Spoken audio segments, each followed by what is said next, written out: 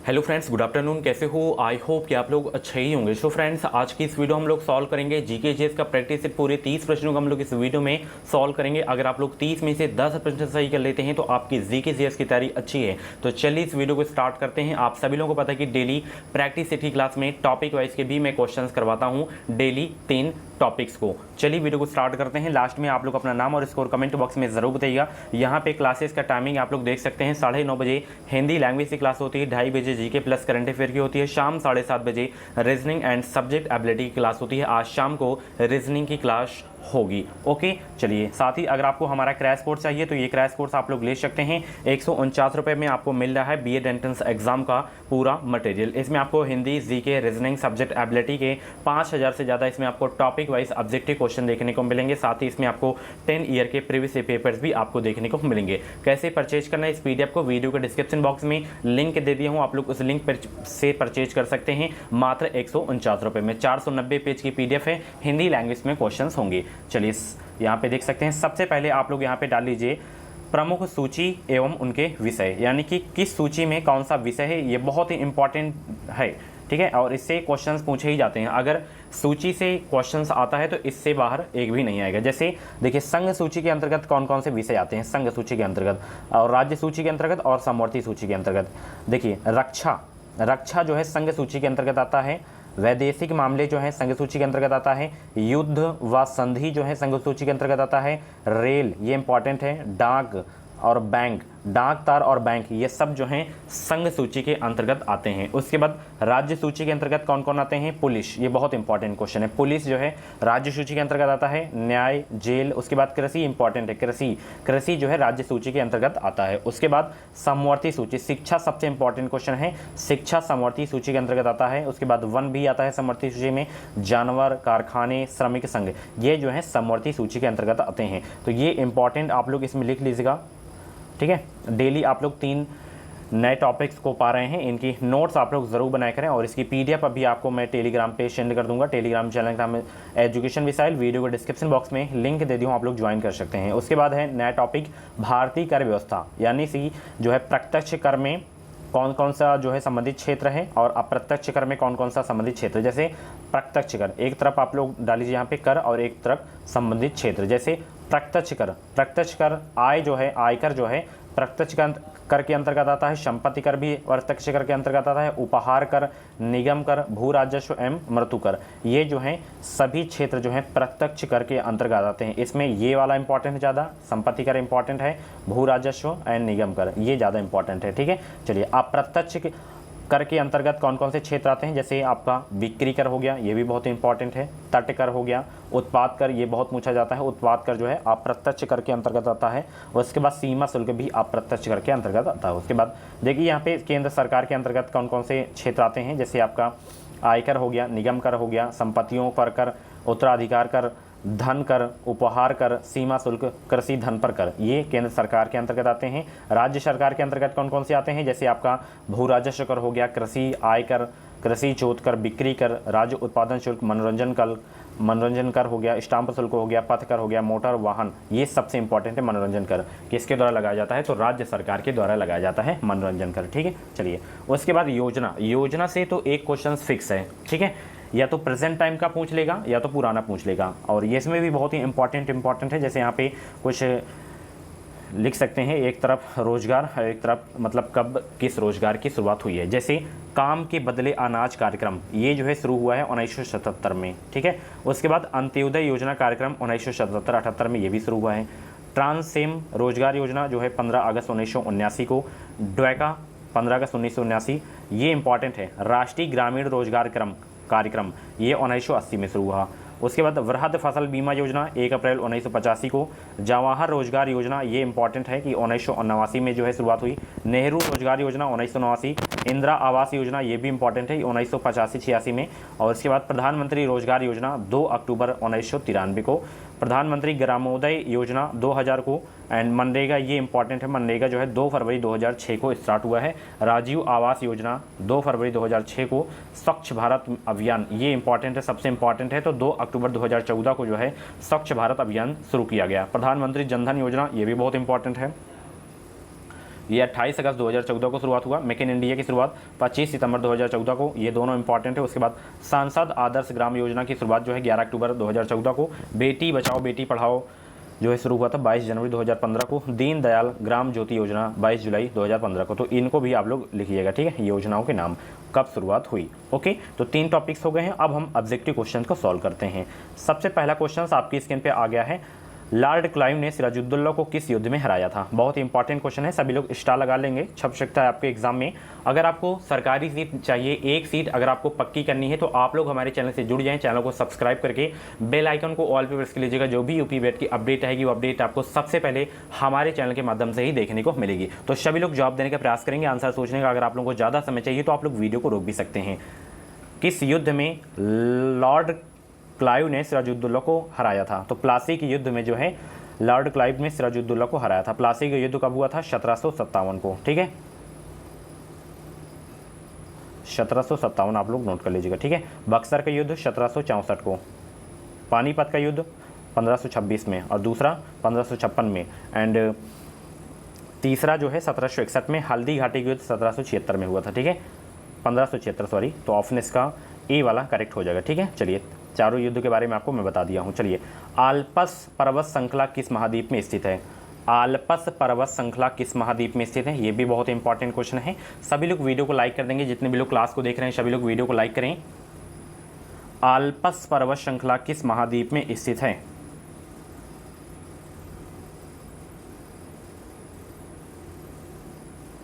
तो आल्पस पर्वत श्रृंखला जो है किस महाद्वीप में है? यूरोप महाद्वीप में। ऑप्शन इसका ए वाला बिल्कुल करेक्ट हो जाएगा। इंपॉर्टेंट क्वेश्चन है आपके एग्जाम के लिए। चलिए, ITCZ का असंक्षिप्त रूप क्या है? आई हो गया आपका, टी हो गया, सी हो गया, जेड हो गया। इसका फुल फॉर्म आपको बताना है ITCZ का। 33 का जवाब देने का प्रयास करेंगे सभी लोग।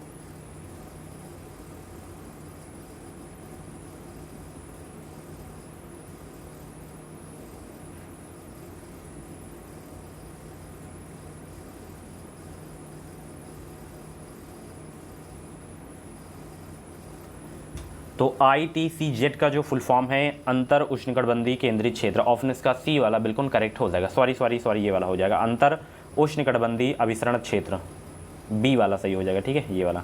चलिए, निम्नलिखित में से किसमें कोशिका भित्ति नहीं होती है? बताइए सभी लोग, किसमें कोशिका भित्ति नहीं होती है? 34 का जवाब देने का प्रयास करेंगे सभी लोग। किसमें कोशिका भित्ति नहीं होती है? आंसर सोचने का अगर आप लोगों को ज़्यादा समय चाहिए तो आप लोग वीडियो को रोक भी सकते हैं।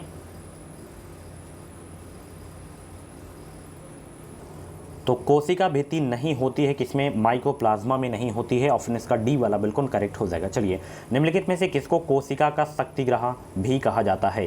कोशिका का शक्तिग्रह भी कहा जाता है किसे? सभी लोग जवाब देने का प्रयास करेंगे। आंसर सोचने का अगर आप लोगों को ज़्यादा समय चाहिए तो आप लोग वीडियो को रोक भी सकते हैं। कोशिका का शक्तिग्रह किसे कहा जाता है? और भी क्लासेस अगर आप लोग को देखनी है तो आप लोग प्ले लिस्ट में जाके देख सकते हैं। प्ले लिस्ट में आपको सभी सब्जेक्ट की जो है क्लासेस मिल जाएंगी।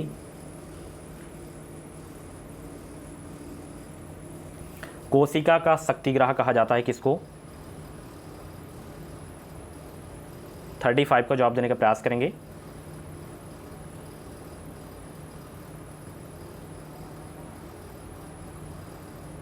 तो कहा जाता है सूत्रकणिका को। ऑप्शन इसका बी वाला बिल्कुल करेक्ट हो जाएगा। चलिए, न्यूमेटोफोरस का क्या अर्थ होता है? सभी लोग जवाब देने का प्रयास करेंगे। न्यूमेटोफोरस का क्या अर्थ होता है? श्वसन के लिए ऑक्सीजन प्रदान करता है, ये जो है इसका कार्य होता है न्यूमेटोफोरस का। ऑप्शन इसका बी वाला बिल्कुल करेक्ट हो जाएगा। चलिए, निम्नलिखित में से ध्वनि स्वरमान को कौन निर्धारित करता है? बहुत ही अच्छा प्रश्न है। 37 का जवाब देने का प्रयास करेंगे। एग्जाम में पूछा जा सकता है ये क्वेश्चंस। निम्नलिखित में से ध्वनि स्वरमान को कौन निर्धारित करता है? तो आवृत्ति जो है निर्धारित करता है। ऑप्शन इसका बी वाला बिल्कुल करेक्ट हो जाएगा। ओके, चलिए, जितने भी लोग क्लास को देख रहे हैं फटाफट वीडियो को लाइक कर देंगे। चलिए, लाइक करने से थोड़ा मैं मोटिवेट होता हूं और भी अच्छे अच्छे कंटेंट मैं आपको देता रहूँगा। कौन सी घटना प्रकाश की कणक प्रकृति को दिखाती है? कौन सी घटना प्रकाश की कणक प्रकृति को दिखाती है? 38 का जवाब देने का प्रयास करेंगे। कौन सी घटना प्रकाश की कण प्रकृति को दिखाती है? तो वह है प्रकाश विद्युत प्रभाव। ऑप्शन इसका सी वाला बिल्कुल करेक्ट हो जाएगा। ठीक है, यही जो घटना है जो प्रकाश की कण प्रकृति को जो है दिखाती है, ऑप्शन इसका सी वाला बिल्कुल करेक्ट हो जाएगा। आधुनिक कंप्यूटर का जनक किसे कहा जाता है? बहुत ही सरल प्रश्न है, सभी को ये क्वेश्चंस आना चाहिए। आधुनिक कंप्यूटर का जनक किसे कहा जाता है? तो चार्ल्स बैबेज को आधुनिक कंप्यूटर जनक का जो है कहा जाता है। ऑप्शन इसका बी वाला, डी वाला बिल्कुल करेक्ट हो जाएगा। CaOCl2 का सामान्य नाम क्या है? ये तो छपेगा एग्जाम में, बहुत ही इंपॉर्टेंट क्वेश्चन है। CaOCl2 का सामान्य नाम क्या है? तो ब्लीचिंग पाउडर का जो रासायनिक नाम है, सूत्र जो है ये है CaOCl2, ये रासायनिक सूत्र है ब्लीचिंग पाउडर का। ऑप्शन इसका जो है सी वाला बिल्कुल करेक्ट हो जाएगा। इंपॉर्टेंट क्वेश्चन है आपके एग्जाम के लिए। ठीक है, चलिए नेक्स्ट क्वेश्चन यहाँ पे देख सकते हैं। आवर्त सारणी में जो है समान तत्वों के समूह की सामान्य विशेषता क्या होती है? आवर्त सारणी में समान तत्वों के समूह की सामान्य विशेषता क्या होती है? तो वाहतम कक्ष में इलेक्ट्रॉन की जो है विशेषता होती है। ऑप्शन इसका ए वाला बिल्कुल करेक्ट हो जाएगा। चलिए अगला प्रश्न को चलते हैं। कौन सा रोग निकिल के कारण होता है? कौन सा रोग जो है निकिल के कारण होता है? 42 का जवाब देने का प्रयास करेंगे सभी लोग। आंसर सोचने का अगर आप लोगों को ज़्यादा समय चाहिए तो आप लोग वीडियो को रोक भी सकते हैं। तो वह रोग जो निकिल के कारण होता है, त्वचा शोध, ये जो रोग है वो निकिल के कारण होता है। ऑप्शन इसका बी वाला बिल्कुल करेक्ट हो जाएगा। गर्भवती महिलाओं को 6000 की वित्तीय सहायता प्रदान करने के लिए गर्भावस्था सहायता योजना कब आरंभ की गई थी? यहाँ पे देख सकते हैं, यहाँ पे देखिए योजना से क्वेश्चन आया है ना। अभी स्टार्टिंग में आपको योजना का लिखाया था ना मैं, तो ये करंट का पूछ लिया गया था योजना का। अभी मैं करंट में करवाऊंगा। करंट के आपके एग्जाम में 50 क्वेश्चन जो जीके जीएस के क्वेश्चन पूछे जाएंगे, उसमें करंट के कम से कम 5 से 6 क्वेश्चन रहेंगे। 5 से 6 से ज़्यादा क्वेश्चन एग्जाम में कभी नहीं पूछा जाता इस एग्ज़ाम की बात करें तो इस योजना की जो शुरुआत की गई थी, आरंभ की गई थी, कब की गई थी? 31 दिसंबर 2016 को। 31 दिसंबर 2016 को। ठीक है, ऑप्शन इसका सी वाला बिल्कुल करेक्ट हो जाएगा। चलिए नेक्स्ट क्वेश्चन यहाँ पे देख सकते हैं। नैदानिक अल्ट्रासाउंड की खोज किसने की? नैदानिक अल्ट्रासाउंड की खोज किसने की? 44 का जवाब देने का प्रयास करेंगे। नैदानिक अल्ट्रासाउंड की खोज किसने की थी? तो इसकी जो है खोज किए थे इयान डोनाल्ड ने। ऑप्शन इसका बी वाला बिल्कुल करेक्ट हो जाएगा। निम्नलिखित में से कौन सा युग्म सही है? बताइए कौन सा युग्म जो है सही है? कौन सा युग्म सही है? तो यहाँ पे ग्रीष्म ओलंपिक 2020 टोक्यो में हुआ था, बिल्कुल सही है। ग्रीष्म ओलंपिक 2016 रियो डी जेनेरो में हुआ था। ग्रीष्म ओलंपिक 2012 लंदन में हुआ था। तीनों मतलब सही हैं युग्म, तो सभी सही हैं। ऑप्शन इसका डी वाला बिल्कुल करेक्ट हो जाएगा। चलिए, किस देश के प्रधानमंत्री ने हाल ही में भारत में आयोजित नमामि ब्रह्मपुत्र नदी महोत्सव में हिस्सा लिए थे? किस देश के प्रधानमंत्री ने हाल ही में भारत में आयोजित नमामि ब्रह्मपुत्र नदी महोत्सव में हिस्सा लिए थे? उस देश का नाम बताइए। 46 का जवाब देने का प्रयास करेंगे।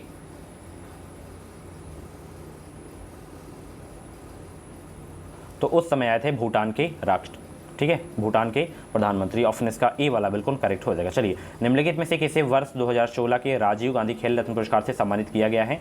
ये हालांकि पुराना क्वेश्चन है, एग्जाम में पूछा नहीं जाएगा। तो जीतू राय को जो है सम्मानित किया गया था। ऑप्शन इसका ए वाला बिल्कुल करेक्ट हो जाएगा। Akhada the authorised biography of Mahavir Singh Phogat के लेखक कौन है? जवाब देने का प्रयास करेंगे। Akhada the authorised biography of Mahavir Singh Phogat के लेखक कौन है? तो इसके जो लेखक हैं कौन है? सौरभ दुग्गल। कौन है? सौरभ दुग्गल। ऑप्शन इसका बी वाला बिल्कुल करेक्ट हो जाएगा। नेक्स्ट क्वेश्चन, किस ऑस्ट्रेलियाई विश्वविद्यालय के साथ भारतीय रेल डेडिकेटेड फ्राइट कॉरिडोर के लिए समझौता किया है? उस विश्वविद्यालय का नाम बताइए। 49 का जवाब देने का प्रयास करेंगे। तो ऑस्ट्रेलियन विश्वविद्यालय का नाम है मोनास विश्वविद्यालय, जिसके साथ भारतीय रेल डेडिकेटेड फ्राइट कॉरिडोर के लिए समझौता किया है। मोनास विश्वविद्यालय रखना है। ऑप्शन इसका ए वाला बिल्कुल करेक्ट हो जाएगा। ठीक है, चलिए नेक्स्ट क्वेश्चन यहाँ पे देख सकते हैं। और भी क्वेश्चन हैं अभी आपके, ठीक है। चलिए, भारत ने अपने किस पड़ोसी देश के साथ कालादान मल्टी मॉडल यातायात योजना का कार्य आरंभ किया है?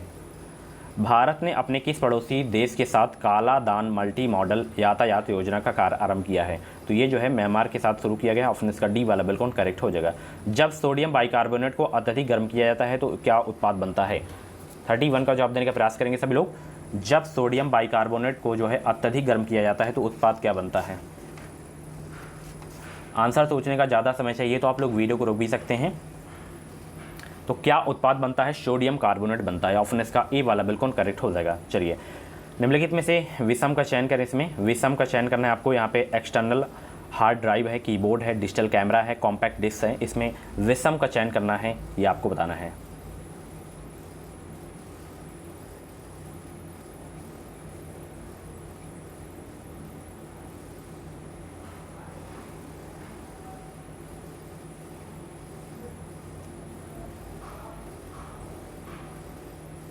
देखिए इसमें जो आपका विषम है डिजिटल कैमरा, क्योंकि एक्सटर्नल हार्ड ड्राइव हो गया, कीबोर्ड हो गया, कॉम्पैक्ट डिस्क हो गया, ये सब मतलब कंप्यूटर से रिलेटेड है, तो ऑप्शन इसका सी वाला बिल्कुल करेक्ट हो जाएगा। चलिए, निम्नलिखित में से किस भारतीय को विशेष ऑस्कर पुरस्कार जो है दिया गया था?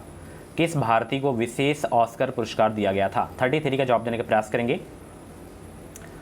तो सत्यजीत रे को जो है विशेष ऑस्कर पुरस्कार दिया गया था। ऑप्शन इसका बी वाला बिल्कुल करेक्ट हो जाएगा। यदि चालू खाता पर सरकारी खर्च सरकारी राजस्व से अधिक हो तो स्थिति क्या होगी?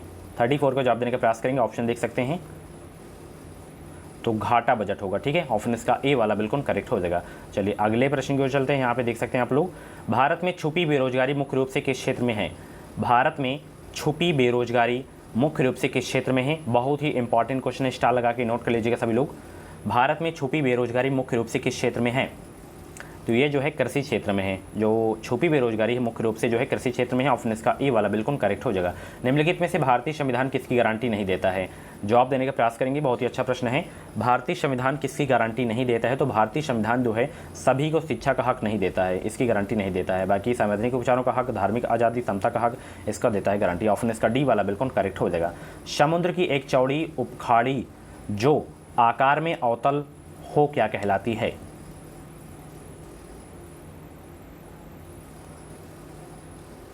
तो कहलाती है पहाड़ों के बीच में समुद्री रास्ता। ठीक है, ऑप्शन इसका डी वाला बिल्कुल करेक्ट हो जाएगा। चलिए, पंजाब में बड़ी संख्या में आपलावन नहर हैं, इनमें जल कहाँ से आता है? पंजाब में बड़ी संख्या में आपलावन नहर है, इनमें जल कहाँ से आता है? तो इनमें देखिए जल आता है सतलज नदी से। ऑप्शन इसका डी वाला बिल्कुल करेक्ट हो जाएगा। एस्पार्जिल्स के लैंगिक जनन अंग कौन से हैं? एस्पार्जिल्स के लैंगिक जनन अंग कौन से हैं? पुंधानी और एस्कोधानी, ये जो हैं जनन अंग हैं एस्पार्जिल्स के लैंगिक जनन अंग। ऑप्शन इसका डी वाला बिल्कुल करेक्ट हो जाएगा। अब ये रहा लास्ट क्वेश्चन, तारे चमकते हैं किंतु ग्रह नहीं चमकते, क्योंकि क्या कारण है? 40 के जवाब देने का प्रयास करेंगे। लास्ट क्वेश्चन है इस क्लास का। तारे चमकते हैं किंतु ग्रह नहीं चमकते, क्योंकि जो वे पृथ्वी के करीब हैं इसलिए उन्हें अधिक प्रकाश मिलता है, और प्रबलता में यदि मोटे मोटे परिवर्तन होते हैं वही जो है नज़र नहीं आते हैं। तो डी वाला बिल्कुल सही जवाब हो जाएगा इसका। ठीक है, ऑप्शन इसका डी वाला करेक्ट हो जाएगा। सो फ्रेंड्स, ये थे जीके के 3 नए टॉपिक्स एंड जीके के टॉप 30 क्वेश्चंस। इन टॉप 30 क्वेश्चंस में से आपके जितने भी क्वेश्चंस करेक्ट हुए हो तो आप लोग अपना नाम और स्कोर कमेंट बॉक्स में ज़रूर बताइएगा। और ऐसी ही क्लासेस देखने के लिए आप लोग हमारे चैनल से जुड़े रहें। चैनल को सब्सक्राइब कर लेंगे, बेल आइकन को ऑल पे प्रेस कर लेंगे। अगर आपको अच्छा स्कोर करना है तो आप लोग बस हमारे चैनल से जुड़े रहें। इस चैनल से आपको निश्चित ही मदद मिलेगी। इसकी PDF अभी आपको मैं टेलीग्राम चैनल पर सेंड कर दूँगा, वहाँ से भी आप लोग ज़रूर से ज़रूर ज्वाइन हो जाएगा। कुछ डाउट्स वगैरह हो तो आप लोग कमेंट बॉक्स में अपना डाउट क्लियर कर सकते हैं। और इस वीडियो को शेयर करें, लाइक करें। Thank you so much.